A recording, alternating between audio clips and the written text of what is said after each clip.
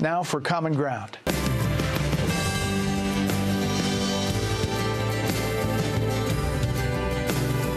Protest Nancy Pelosi's trip to Taiwan, China broke off all of its cooperation on fentanyl. So I think President Trump's style is not just tariffs. He'll also have other ways to negotiate and get some kind of a deal on this, because it's just outrageous. In tonight's Common Ground segment, we look at bipartisan efforts to determine whether the U.S. is ready to take on China on a number of fronts: fentanyl, across the economic front, and in possibly a potential war in the Indo-Pacific. Joining us tonight are Michigan Republican Congressman John Moolenaar, chairman of the House Select Committee on China, and Illinois Congressman Raja Krishnamoorthi, the top Democrat on that panel.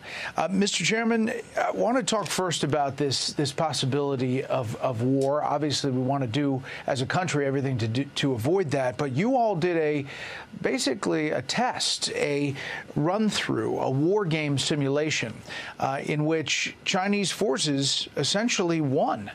How did that go? What we learned in a protracted war, our defense industrial base does not have the resources it needs to win that war. It's stretched thin with different regional conflicts around the world, and we need to make sure we shore up so that we can win a war if it were ever necessary. Congressman Krishnamoorthi, I assume you agree some of the results and recommendations are the Chinese forces makes this successful landing. U.S.-Taiwan forces exhausted available missiles and ammunition within days in the simulation. Bold and aggressive steps are needed to take and rebuild U.S. defense industrial base and boost production capability and capacity to deter war. It seems like the deadline for that is rapidly approaching. Right now, our defense industrial base is in such disrepair that it shows weakness and that it invites aggression. Just as one example, in the shipbuilding arena, for every one ocean-going vessel that we can produce, China can produce 359 in one single year.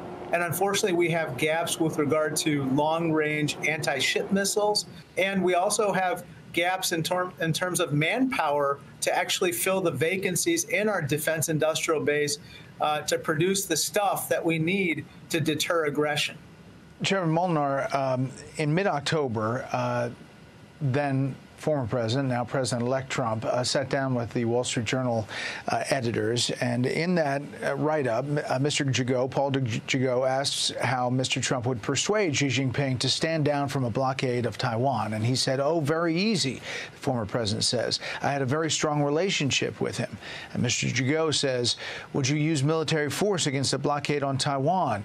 And Mr. Trump says, "I wouldn't have to, because he respects me and he knows I'm effing crazy." That was October 18th. It's, an interesting statement, but there are differences in how the Biden administration and the Trump administration coming in will deal with China. If you were to summarize those, what would it be?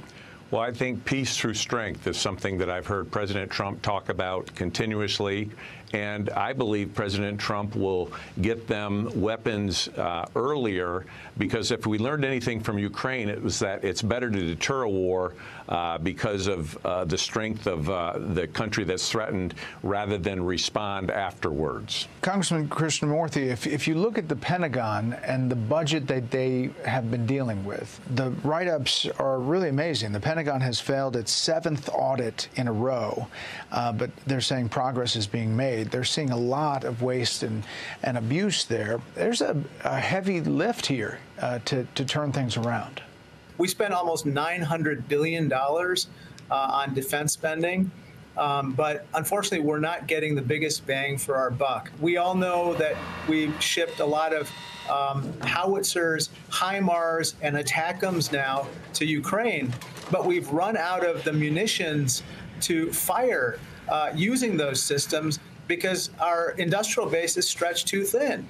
We should be giving demand signals to the private sector that, hey, we're going to buy X number of bullets over time. So invest in the capacity to make that stuff, more of it, and we don't ever run out. You know, we often do these common ground segments, and the China Select Committee has been a frequent guest over the months and months we've done this. What do you tell people at home about working across the aisle and how real or not real that is? Well, I tell them that the China Committee is working very hard to help Americans understand the threat that we face and to help us win this strategic competition with the Chinese Communist Party. Raja's done a tremendous job as a leader on the Democratic side, and we continue to make progress, and we look forward to continuing to work together on behalf of the American people. You've been through a couple of chairmans, Congressman Krishnamurthy. You were with Congressman Gallagher, and now you're with Chairman Moolenaar. And what about that bipartisan outreach between the two of you? Yeah, both of them came from the NFC North, by the way. One of the, I think we gotta have. Maybe the Bears have a chairman one of these days. But anyway, go Lions! Look, I think that John brings another, just a great approach to trying to find the boldest common denominators that unite us. And we got to play against type. We got to maintain a unified approach. I think the Bears play the Lions on Thanksgiving Day. I'm pretty sure. Yeah, that's right. They are. We've had a rough go of it. We lost a last-minute blocked field goal against the Packers. Speaking of football metaphors, I think that not maintaining a bipartisan approach is like blocking our own field goal in our approach to China. There you go. There you go. Well, listen, we appreciate both of you coming on, and thanks very much. Please come back. Thank you, Brett. Thank you.